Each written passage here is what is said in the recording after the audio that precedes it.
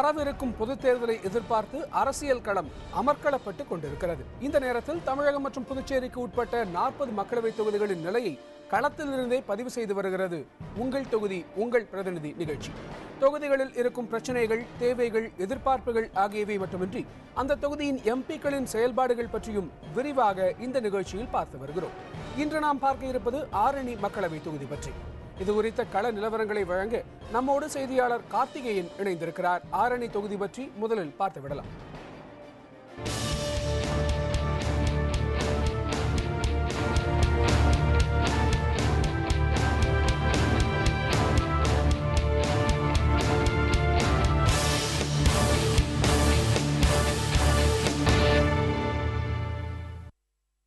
காஞ்சிப்பட்டிற்கு அடுத்த இடத்தில் இருப்பது ஆரணிப்பட்டு. இந்த ஆரணிப்பட்டையும் அதிக அளவிலான அரிசி ஆலைகளையும் கொண்டிருப்பது திருவண்ணாமலை மாவட்டத்தில் இருக்கும் ஆரணி மக்களவை தொகுதி. இந்த தொகுதியின் பிற சிறப்பு அம்சங்களையும் கூடுதல் விவரங்களையும் இப்போது பார்க்கலாம். திருவண்ணாமலை மாவட்டத்தை பொறுத்தவரை 8 சட்டப்பேரவை தொகுதிகள் உள்ளன. இந்த மாவட்டத்தின் மக்கள் தொகை 24,68,965. வரவிருக்கும் மக்களவைத் தேர்தலில் முதல் முறையாக வாக்களிக்க உள்ளவர்கள் 48,382 பேர். ஆரணி மக்களவை தொகுதி என்று எடுத்துக்கொண்டால் போளூர், ஆரணி, வந்தவாசி, செய்யாறு சட்டப்பேரவை தொகுதிகளும் விழுப்புரம் மாவட்டத்தைச் சேர்ந்த செஞ்சி, மயிலம் தொகுதிகளும் வருகின்றன. ஆரணி மக்களவை தொகுதியின் மொத்த வாக்காளர்கள் 13,48,154. ஆண் வாக்காளர்கள் 6,73,137. பெண் வாக்காளர்கள் 6,74,984. பிறர் 33. ஆரணி மக்களவை தொகுதியில் பட்டு நெசவு அதிகம் இருக்கிறது. ஆரணி, களம்பூர் பகுதிகளில் 500க்கும் அதிகமான அரிசி ஆலைகள் உள்ளன. செய்யாறு பகுதியில் தொழிற்பேட்டை, வந்தவாசி பாய் உற்பத்தி ஆகியவை இத்தொகுதியில் ஆயிரக்கணக்கானவர்களுக்கு வேலை வாய்ப்பை வழங்குகிறது. ஆரணிப்பட்டு, ஜவ்வாது மலை, செஞ்சிக்கோட்டை, மயிலம் முருகன் கோயில் ஆகியவை இந்த தொகுதியின் சிறப்பம்சங்களாகும். ஆரணி மக்களவை தொகுதியில் கல்வி நிறுவனங்களை பொறுத்தவரை ஓர் அரசு பொறியியல் கல்லூரி, 10 தனியார் பொறியியல் கல்லூரிகள், 2 அரசு கலைக்கல்லூரிகள், 7 தனியார் கலைக்கல்லூரிகள் ஆகியவை உள்ளன. 2009ஆம் ஆண்டுக்கு முன்பு இது வந்தவாசி மக்களவை தொகுதியாக இருந்தது. தொகுதி மறுசீரமைப்புக்கு பிறகு நடந்த தேர்தலில் காங்கிரஸ் வேட்பாளர் கிருஷ்ணசாமி வெற்றி பெற்றார். அதிமுகவுக்கு 2வது இடமும் தேமுதிகவுக்கு 3வது இடமும் கிடைத்தது. அரிசிக்கும் பட்டுக்கும் பெயர் பெற்றது ஆரணி. ஆனால் இந்த தொழில்களை அடுத்த கட்டத்திற்கு கொண்டு செல்வதற்கான நடவடிக்கைகள் இங்கு இல்லை என்பது மக்களின் குற்றச்சாட்டு. மலைகளையும் கிராமங்களையும் அதிகமாக கொண்டிருக்கும் போளூர் சட்டப்பேரவை தொகுதி மக்களோ சுற்றுலா தலமான ஜவ்வாது மலை களை இழந்து காணப்படுவதாக கூறுகிறார்கள். ஆரணியில் விவசாயமும் பட்டு நெசவுமே மக்களின் முக்கிய வாழ்வாதாரங்களாக இருந்து வருகின்றன. இங்கு தயாராகும் பட்டு புடவைகளும் உற்பத்தி செய்யப்படும் அரிசியும் பல்வேறு இடங்களுக்கும் விற்பனைக்காக அனுப்பப்படுகின்றன. ஆனால் இந்த 2 தொழில்களையும் முன்னிலைப்படுத்தவும் ஊக்கப்படுத்தவும் மக்கள் பிரதிநிதிகள் யாரும் நடவடிக்கை எடுக்கவில்லை என்று குற்றம் சாட்டுகிறார்கள் வாக்காளர்கள். வறட்சி காரணமாக ஆரணியை சுற்றியுள்ள தச்சூர், புதுப்பாளையம், ஒன்னுபுரம் உள்ளிட்ட பல கிராமங்களில் விவசாய நிலங்களில் செங்கல் சூளைகள் அமைக்கப்பட்டிருக்கின்றன. வனத்துறையின் கட்டுப்பாடுகள் காரணமாக இந்த தொழிலிலும் தற்போது பிரச்சனைகள் ஏற்பட்டுள்ளதாக கூறுகிறார்கள் கிராமத்து மக்கள். கட்ட ரேட்டு அதிகமான ரேட்டு ஏறி போச்சு. 2,500 ரூபா எங்களுக்கு கட்டுற ரேட்டு போட்டிருந்தாங்க. இப்போ 2,900 ரூபா 2,800, 850, 3,000 வரைக்கும் எங்களுக்கு கட்ட ரேட் போடுறாங்க.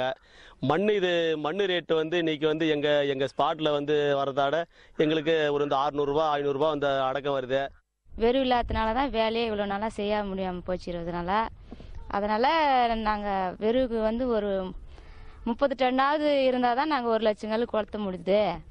அதனால் கொஞ்சம் கவர்மெண்ட்டும் உதவி பண்ணிச்சுனாக்கா நிலக்கரி கொண்டு வந்தோம்னா கொஞ்சம் நல்லாயிருக்கும். 100க்கும் மேற்பட்ட மலை கிராமங்களை உள்ளடக்கிய போளூர் சட்டப்பேரவை தொகுதியில் உள்ளது ஜவ்வாது மலை. அழகிய நிலப்பரப்பை உள்ளடக்கிய இப்பகுதியில் சுற்றுலாவை மேம்படுத்த எந்த நடவடிக்கையும் எடுக்கப்படவில்லை என்பது மக்களின் குற்றச்சாட்டு. கோலப்பன் ஏரியை சுத்தப்படுத்தி படகு சவாரிக்கு ஏற்பாடு செய்ய வேண்டும் என்று இப்பகுதி மக்கள் கோரிக்கை விடுக்கிறார்கள். இங்கே இப்போ வந்து ஏரி வந்து கொஞ்சம் நல்லாயிருக்கு. அது வந்து போட்டு வசதி சுத்தமாக இல்லை. பார்க் சுத்தம் பண்ணால் இன்னும் நல்லாயிருக்கும். பியூன் ஃபால்ஸ் கூட இன்னும் நல்லா டெவலப் பண்ணால் சுற்றுலா பயணிகள் வந்து நல்லா வருவாங்க. பார்க்கில் வந்து அந்த யானை பொம்மை, அப்புறமா மான் இருந்துச்சு, அப்புறமா ஊஞ்சல்லாம் உடஞ்சி போச்சு.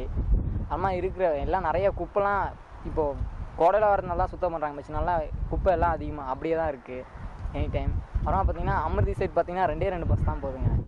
கோடை விழா நடைபெறும் 2 நாட்கள் மட்டுமே களை கட்டும் ஜவ்வாது மலைக்கு எப்போதும் முக்கியத்துவம் அளிக்கப்பட வேண்டும் என்பது மக்களின் எதிர்பார்ப்பு.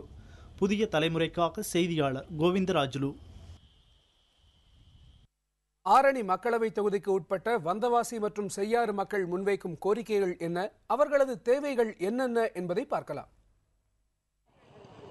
வந்தவாசியில் விவசாயம் மற்றும் பாய் உற்பத்திக்கு அடுத்தபடியாக 100க்கும் மேற்பட்ட கிராமங்களில் கால்நடை வளர்ப்பு முக்கிய தொழிலாக இருக்கிறது. ஆனால் பால் கொள்முதல் முழுவதும் தனியார் வசமே இருப்பதாக மக்கள் கூறுகிறார்கள். அதிக அளவில் பால் உற்பத்தி செய்யப்படுவதால் பால் பவுடர் தயாரிக்கும் தொழிற்சாலையை கொண்டுவர நடவடிக்கை எடுக்க வேண்டும் என இவர்கள் கோரிக்கை விடுக்கிறார்கள். எடுக்கிறவங்க வந்து நமக்கு சரியான வேலை கொடுக்க மாட்டேன்றாங்க. ஆனால் அவங்க மட்டும் அதிகமாக விற்கிறாங்க வேலையை. நமக்கு வந்து 17 ரூபா தான் கொடுக்குறாங்க, அவங்க 25 ரூபான்னு விற்கிறாங்க. நஷ்டம் வந்து நமக்கு விவசாயிங்க தான் நஷ்டம். அது மொத்தமே தனியார் தான் வாங்கிட்டு போகிறாங்க. அது அரசாங்கத்தில் எதுவும் வாங்குற மாதிரி கொள்முதல் பண்ணுற மாதிரி எதுவும் இல்லை. அதுவே வந்து அரசாங்கத்தால் ஒரு பால் பவுடர் ஃபேக்ட்ரியோ இல்லை பால் ஏதோ ஆவின் மாதிரி ஏதோ இங்கே ஒரு துணை நிலையமோ அமைச்சு மற்ற பாலை வந்து இங்கே உற்பத்தி ஆகிற பால் மத்திய வந்து அரசாங்கம் கொள்முதல் பண்ண நல்லாயிருக்கும். திண்டிவனம் நகரி இடையேயான ரயில் பாதை திட்டம் புதுச்சேரி வரை நீட்டிக்கப்படும் என இந்த ஆண்டு ரயில்வே பட்ஜெட்டில் அறிவிக்கப்பட்டுள்ளது. ஆனால் இத்திட்டத்திற்கு அடிக்கல் நாட்டப்பட்டு 5 ஆண்டுகள் ஆகியும் பாதி பணிகள் கூட முடிவடையவில்லை என செய்யாறு மக்கள் கூறுகிறார்கள். வரப்போகும் எம்பி திண்டிவனம் நகரி இடையேயான ரயில் திட்ட பணிகளை விரைந்து முடிக்க நடவடிக்கை எடுக்க வேண்டும் என்றும் அவர்கள் வலியுறுத்துகிறார்கள். புதிய தலைமுறைக்காக செய்தியாளர்கள் கோவிந்தராஜுலு மற்றும் புருஷோத்தமன். செஞ்சி மற்றும் மயிலம் சட்டப்பேரவை தொகுதிகள் விழுப்புரம் மாவட்டத்தில் இருந்தாலும் மக்களவை தொகுதி என்கிற விதத்தில் ஆரணி மக்களவை தொகுதிக்குள் வந்துவிடுகின்றன. இந்த பகுதி மக்களின் தேவைகள், கோரிக்கைகள் என்ன என்பதை பதிவு செய்கிறது இந்த தொகுப்பு. மயிலம் சட்டப்பேரவை தொகுதியில் நெல், கரும்பு, மணிலா போன்றவை பயிரிடப்படுகின்றன. இவற்றுக்கு ஆதாரமான வீடூர் அணையின் நீர்மட்டம் ஆண்டுக்காண்டு குறைந்து வருவதால் விவசாயத்தை மட்டுமே நம்பி வாழும் இப்பகுதி மக்கள் கவலை அடைந்துள்ளனர். தற்போது அணை வறண்டு கிடப்பதால் விவசாயம் பாதிக்கப்பட்டுள்ளதாக கூறும் இவர்கள் தண்ணீர் வரும் வாய்க்கால்களில் உள்ள ஆக்கிரமிப்புகளை அகற்ற வேண்டும் என்று வலியுறுத்துகிறார்கள். தண்ணி வர வாய்க்கால்லாம் வந்து அடைப்பட்டு கிடக்குது. அதே மாதிரி வந்து மாடம் பொய்த்து போனாலும் அது தண்ணி தேக்கி வைக்கிற அளவுக்கு கீழே வந்து பள்ளமாக இல்லை. அதெல்லாம் தூர் வாரணும்.